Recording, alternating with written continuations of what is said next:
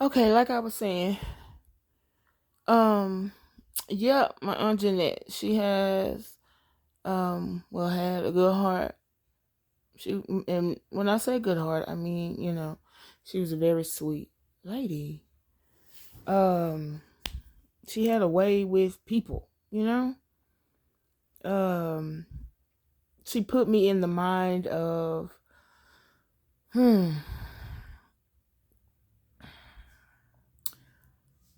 she put me in the mind of the comedian like Monique. Um, yeah, she put me in the mind of Monique. My auntie was she carried herself in a very nice, cleanly, is that even a word? Clean, uh, sort of way. Um, I learned a lot, just from watching her as I was growing up. Um, I used to when I was younger,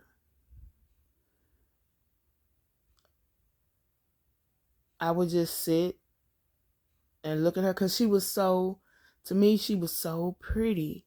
I don't know, like,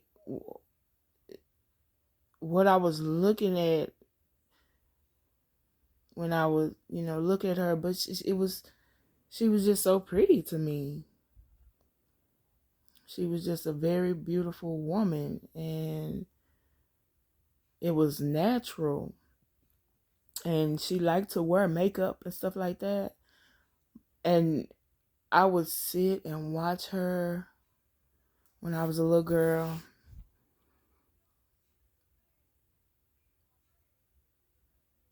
Most of the time, I spent a lot of time with that auntie because she would watch me for my mom.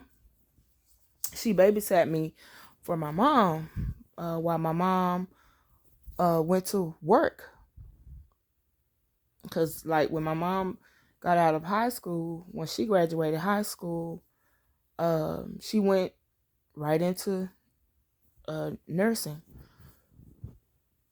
working with the elderly. She worked for a nursing facility, an elderly nursing facility for 17 years, like right out of high school. And she did she was doing some of the work while she was still in high school. I think like as an intern. So not only was she in school, um, in high school, trying to finish school, she was also working, and she also had to help my grandmother with looking after her other siblings. Now it's five of them. My mom was the oldest, and then my aunt Jeanette, and then my aunt Camille, and then my uncle Junior, Abe, um, and then my uncle Calvin. So my grandmother had five kids of her own, and my mom was the oldest. And yeah, my mom she had to be very she had to learn quickly how to be independent and helpful. Um,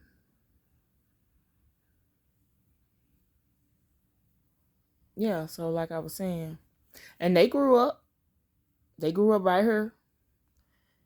They weren't born. Like my grandmother's the first three.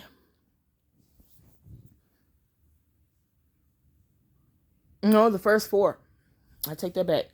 Her first four children were born in Louisiana. And the last one, the fifth child, was born up here in Texas. I don't know why I said up here.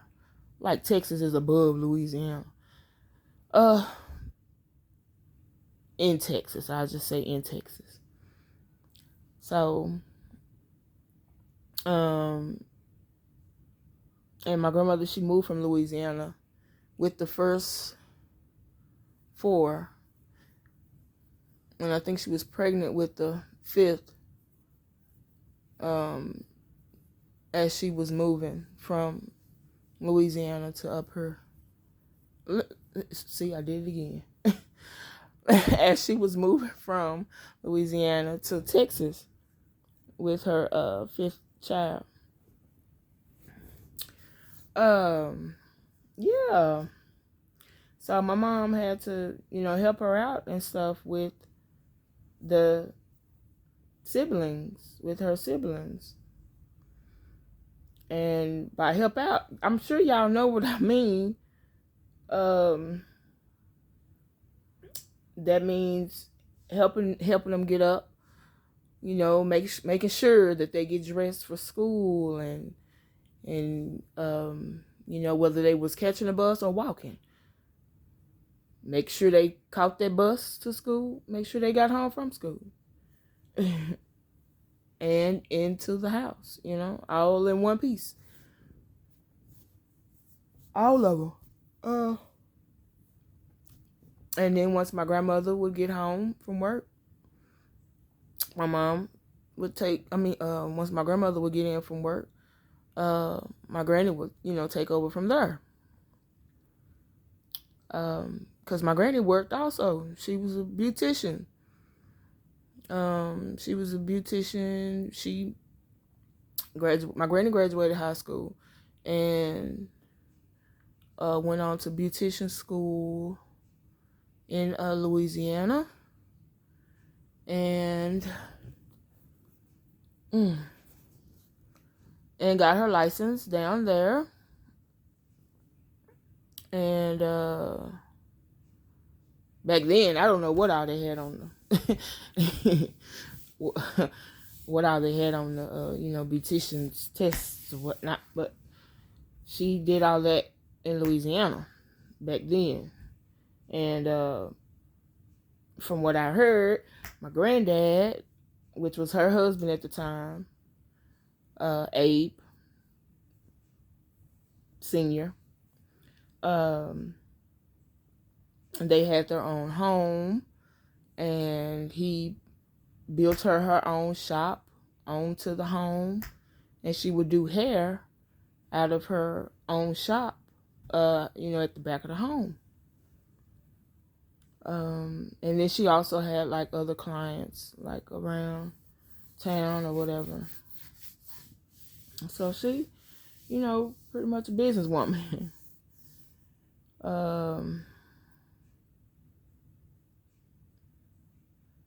And then she, they ended up moving up here. And my granddad, he stayed in Louisiana.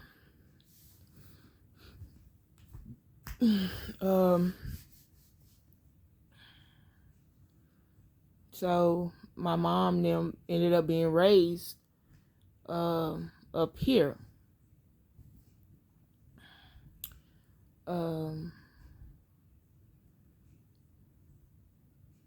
Yeah. But this is, just a little bit of my background and the people that were up around me on a daily basis. And, me observing, seeing, what they were doing and stuff. Seeing both, just seeing everything. Like I said, observing. Seeing the positive and the negative,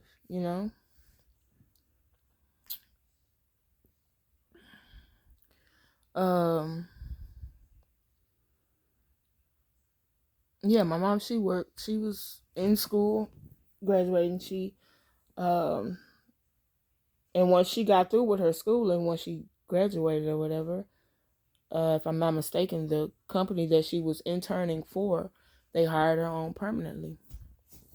And so she pretty much had a job. She had a way of, caring for me and her. And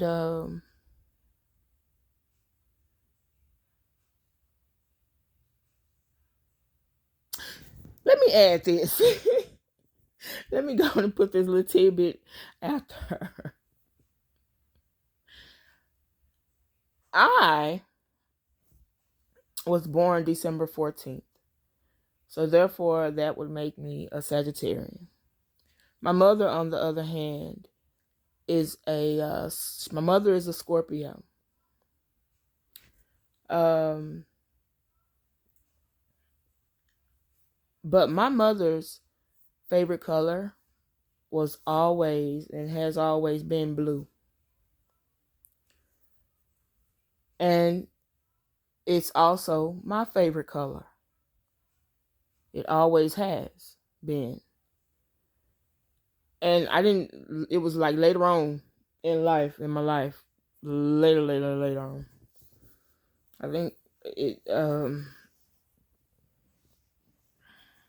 like 27, 28. I was about 27, 28 years old or whatever when I found out that the Sagittarian's birthstone color is, pretty much blue topaz. Um, yeah. So I was like, wow, when I found that out. But my favorite color and her favorite color has always been blue. And her job that she worked for, the company, the nursing facility that she worked for, those were their colors.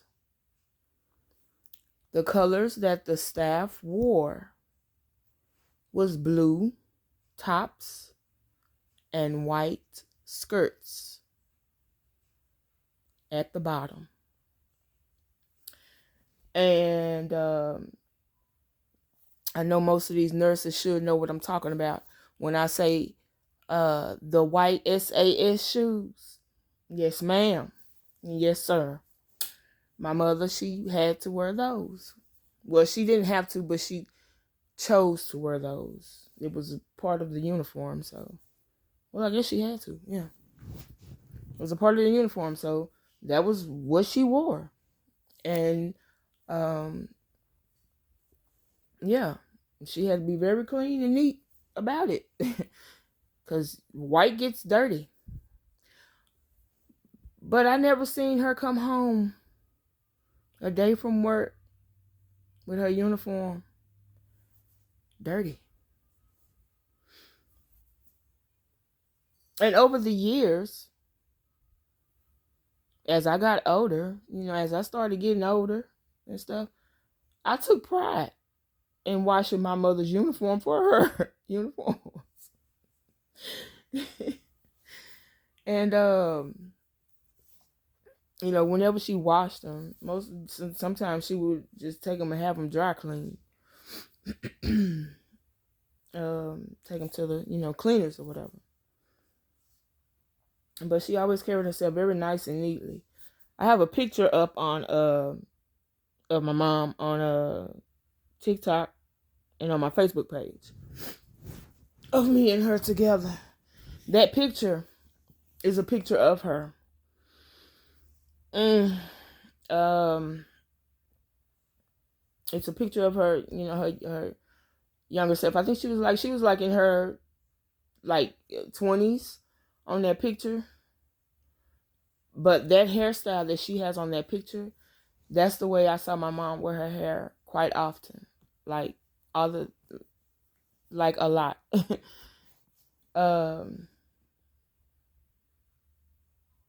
Yeah.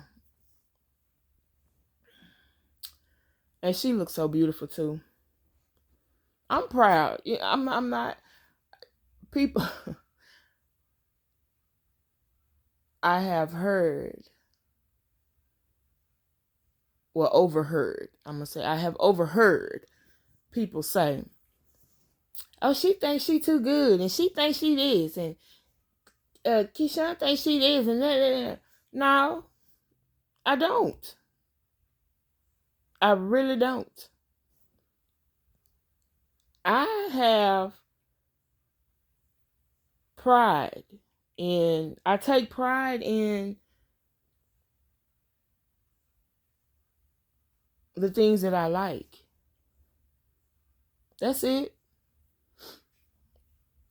That's it. You know what I'm saying? Like, just like how people take pride in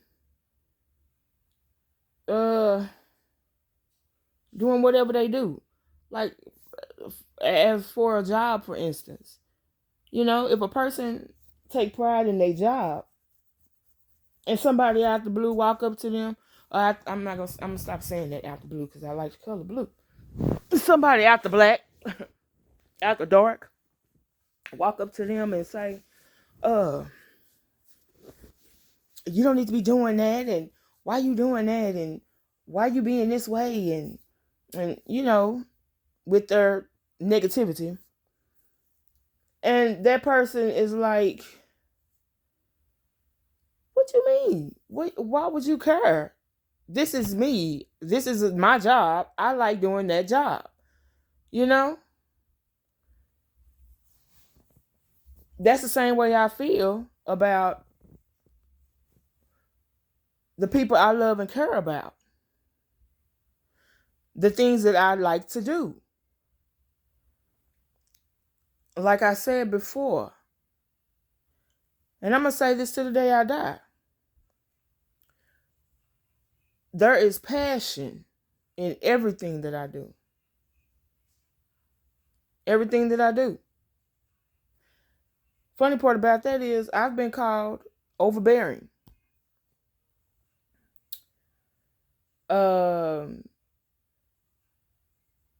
And if I'm not mistaken, overbearing is like up there. It is overbearing is in the same category as like controlling, But whatever. They feel how they want to feel. People feel. I let people feel how they want to feel. I let people feel how they want to feel and say what they want to say.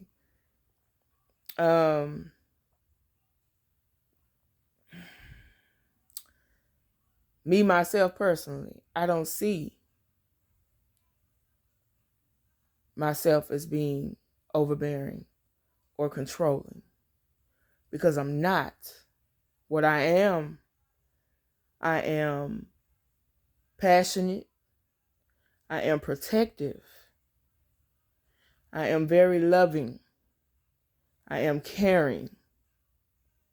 Now, with all those things, yep, a person who ain't in their right state of mind would see it as what they sometimes call it, overbearing and controlling. Now, getting back to what I was talking about.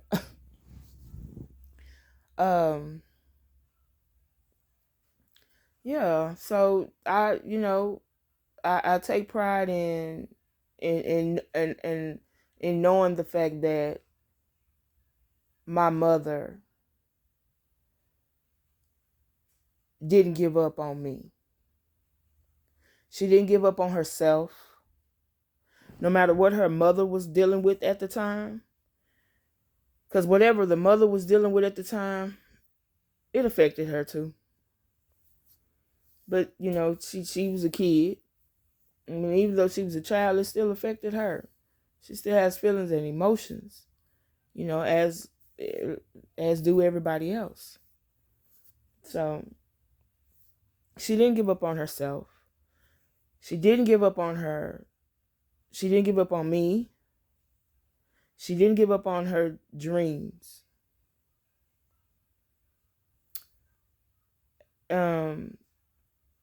She didn't even give up on her siblings. She did not give up on them. Because she could have been like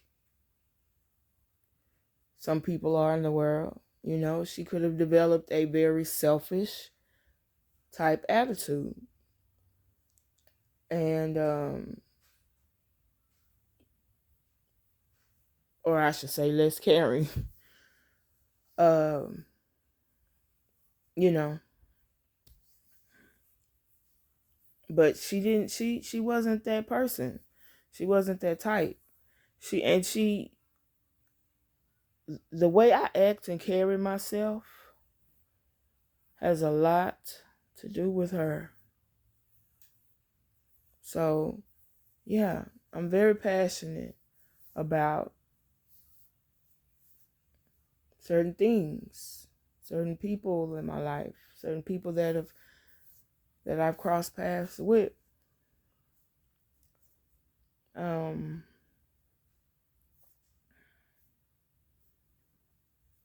Yeah. So her and my Aunt Jeanette, they both were independent, working, black women.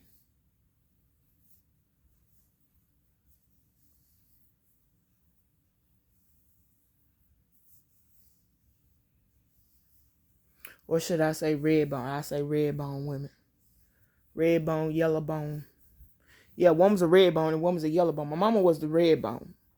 My Aunt Jeanette was a yellow bone. She was very light skinned, very, very high yellow. Very high yellow.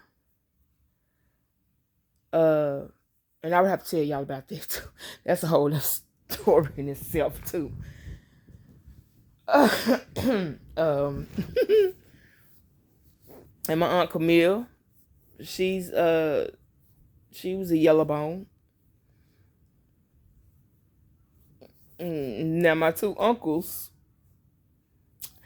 they were little chocolates, little chocolate drops. So yeah, but that was my family. Those were these are the people that watched over me, right over, you know, looked over some of the stuff that I did. Excuse me.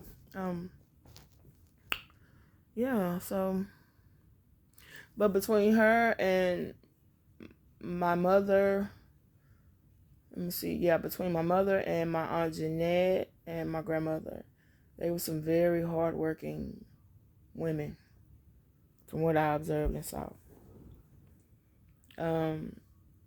Like I said, my grandmother, she moved from Louisiana, doing her, being a beautician. And now she's like, my granny is in her 70s, so she was classified as a beautician for a very long time. A very, very long time.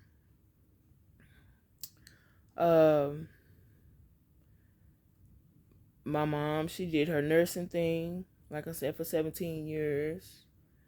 My Aunt Jeanette, she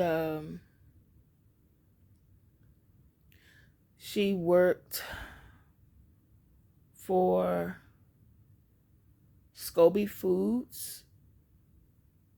It's located here in Dallas, Texas. Yeah, she worked for that company for quite a while. And it provided for her and her son. And my cousin, that's right up under me, Darren. That's his name. Her son, my Aunt Jeanette's son. But that's how she provided for him and her.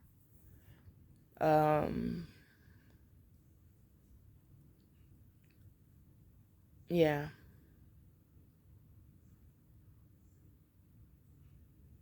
Now, and my my cousin Ladera, and his dad wasn't there for him either, due to other things, other reasons. But this is how me and him were raised. To by our moms, and because they were sisters, they worked together. They were close and they worked together. Now, I will say this. Did they always get along with each other? Mm-mm. No. But I never saw them. I never see them have any arguments. Not my mom and my Aunt Jeanette. I never see them have any arguments with each other or fights or anything like that. But I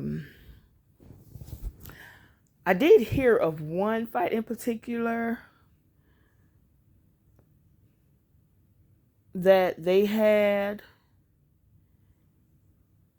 when they were like teenagers, her and my Aunt Jeanette. And it wasn't really like a fight. It was more so verbal exchange. And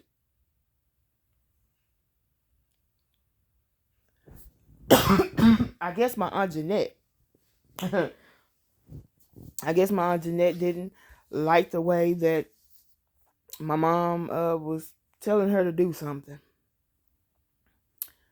I don't quite remember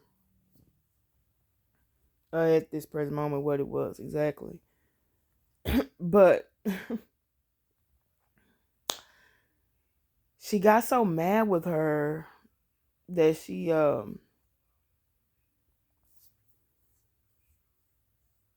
took him through. I don't know if my Aunt Jeanette tried to hit her or something. I'm not sure. But she got so mad at her one time to where she picked up some scissors. The type of scissors that you use when you are making clothes, cutting fabric. She took some scissors and she threw them. Now, I don't think my mom at the time was expecting for those scissors to hit her sister. But they ended up hitting her sister. And they ended up stabbing her. Like they landed. When she threw them, the scissors spun and landed dead in her thigh.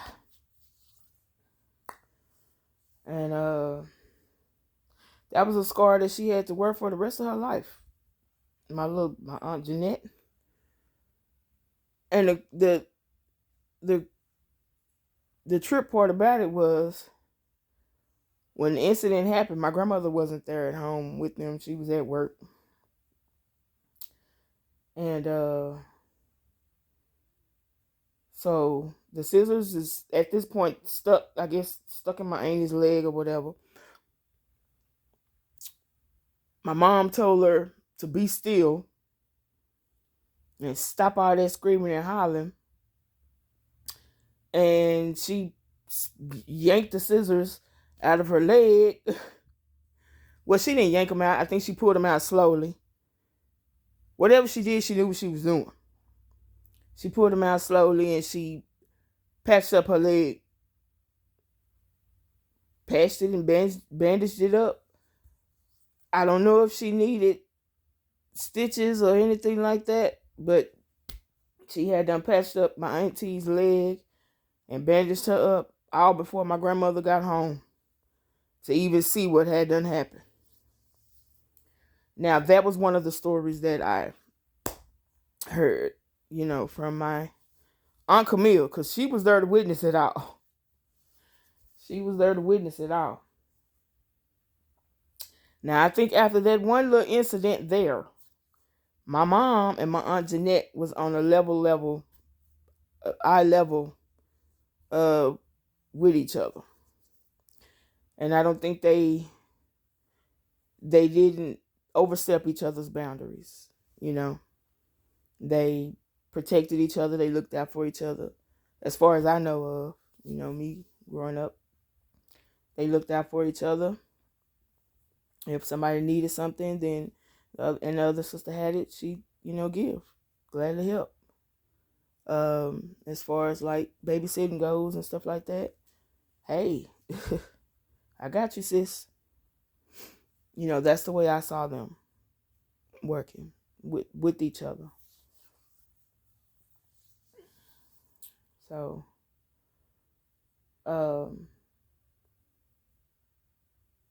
and neither one of them wanted for anything.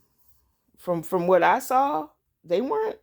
They didn't. They didn't want for anything. My grandmother, she had her own place. My grandmother had her own apartment. She was doing fine. The apartment was fully furnished, decked out. They all had style. They all had style about themselves. They all had the decorative skills and just their creativeness. And all three of them were on point. Mom Camille, she's she's creative too. It just took her a while to get to the point to where she could actually be creative, express her creativeness. But yeah, they had some nice ass decorating skills. So yeah, I watched this over the years. My grandmother, she had her own apartment, fully decorated. My mom, we had our own apartment, fully furnished, decorated. My Aunt Jeanette, she definitely had her own apartment, fully furnished and decorated. So,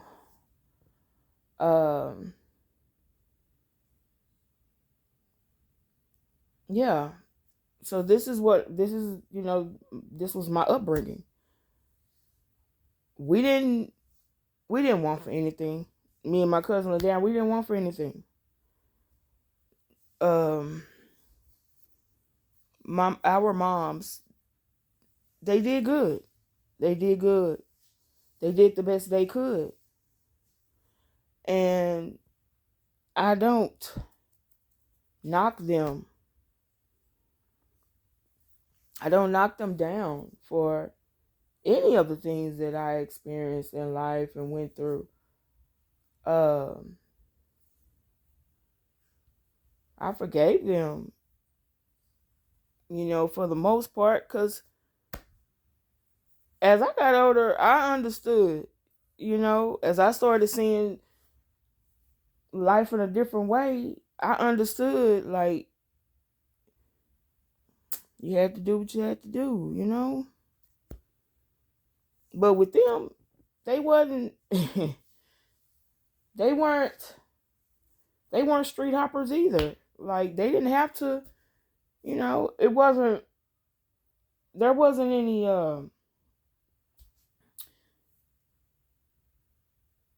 it wasn't a bunch of, like, guys involved. Like, like flocks and, shit, stuff like that involved. Like, every guy that they dealt with, or any guy that came around, I knew. And I know that man's name still right to this day. And remember their faces right to this day. And I'm sure even those guys would say, those were some good women. Those were good women. They didn't carry themselves like garden tools. That's why I like to say that sometimes to take place of the WHORE word. They didn't care for themselves like that because that's not what my granny raised. And most importantly, they knew who their dad was. They knew who their dad was. And my granddad, their dad, did not play that. Abe Sr.? Oh, no. Mm-mm. Ooh, no, ma'am. No, sir. He didn't play that. And they knew it. They knew it. So therefore they raised us right. Yeah. So,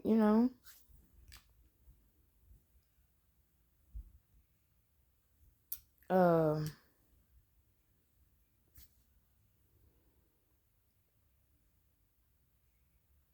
now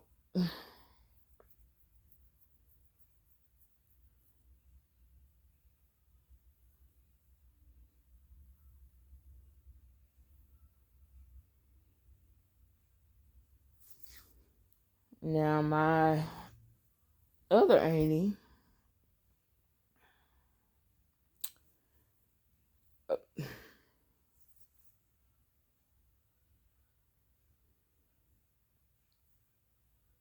she had a little more growing to do. She had a little more growing to do. It took her a little while longer to get situated with her life.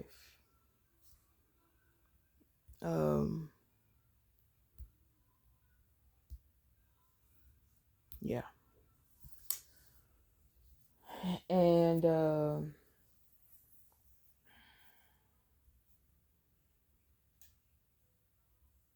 and with her babies that she brought into the world.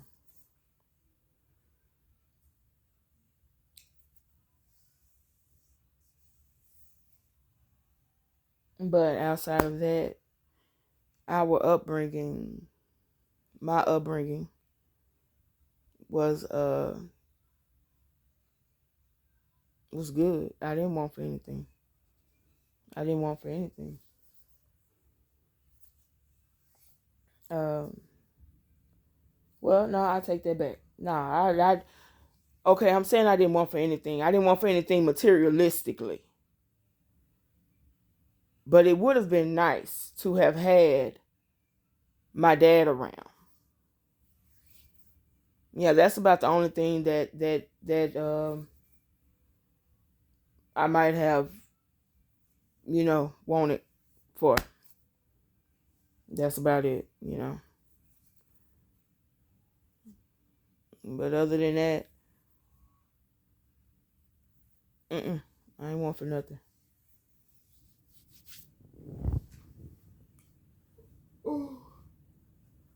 Now, fast forward, 2018.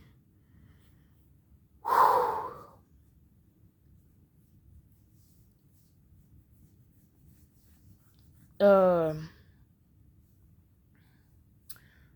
Fast forward 2018. Let's see. My mom. I have twin brothers also, and it's just me and my twin brothers. I don't have any sisters except for the two females that uh, I consider, close friends to me. But they're not biological. They're not biological. Those are, friends that I met along the way of me growing in life, growing up. So, but from my mother, I don't have any sisters. My dad didn't have any girls.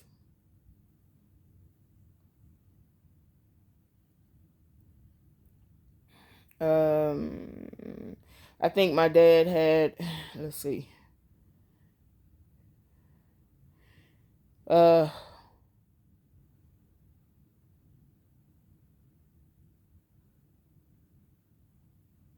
now I know for a fact that I'm his,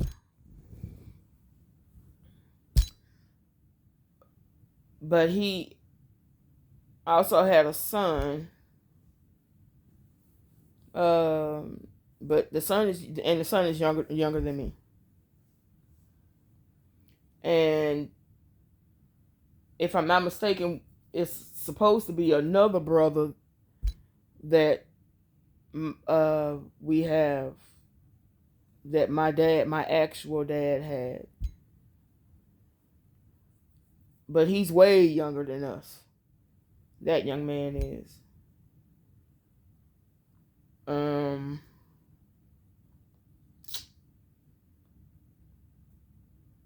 yeah.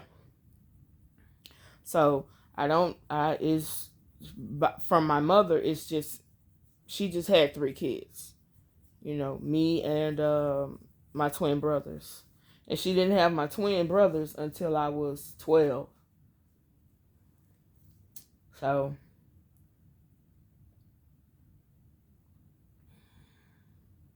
well, I was getting ready to turn 12. I should say that. Within the next, when she had them, I was getting ready to turn 12 within the next um, week or let me see, three, no, 2 weeks. No, it would be 3 weeks. Yeah. So, so it was just me and them. And then my mom, she married their dad, my twin brother's their dad, and he's from New Orleans. Um,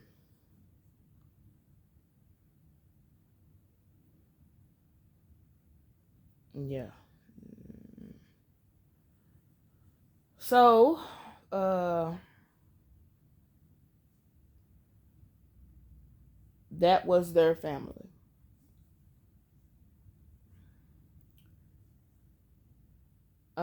2018.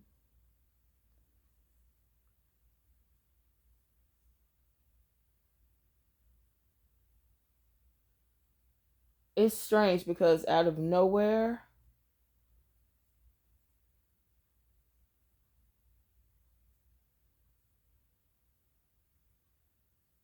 some weird stuff started happening. Real weird stuff.